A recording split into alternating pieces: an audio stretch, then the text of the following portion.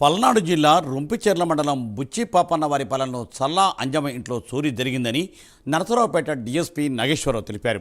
అంజమ్మ ఇంట్లో సుమారుగా 14 సవర్ల బంగారం, 30,000 రూపాయల నగదు చోరీకి గురైనట్లు డీఎస్పీ చెప్పారు. అదే గ్రామానికి చెందిన వల్లపు విష్ణువర్ధన్ ఈ దొంగతనం చేసినట్టు గుర్తించినట్టు చెప్పారు. ముద్దాయిని అదుపులోకి తీసుకుని కేసు నమోదు చేసినట్టు డీఎస్పీ నాగేశ్వరరావు వెల్లడించారు.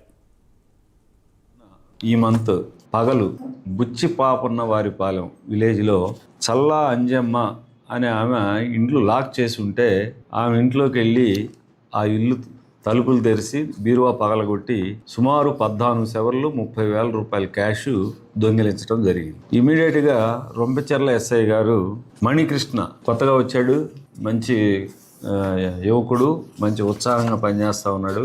ఆయన ఈ కేసును ఛాలెంజ్గా తీసుకొని 3 రోజుల్లో ఈ యొక్క పల్లెపు విష్ణువర్ధన్ అనే అతన్ని ఫింగర్ ప్రింట్స్ సాయంతో ఇతన్ని పట్టుకొని ఎంతైతే ప్రాపర్టీ పోయిందో ఆ 14 సవర్లు ఇంటాక్ట్, ఇవే వస్తువులు, తర్వాత డబ్బులు, అవే డబ్బులు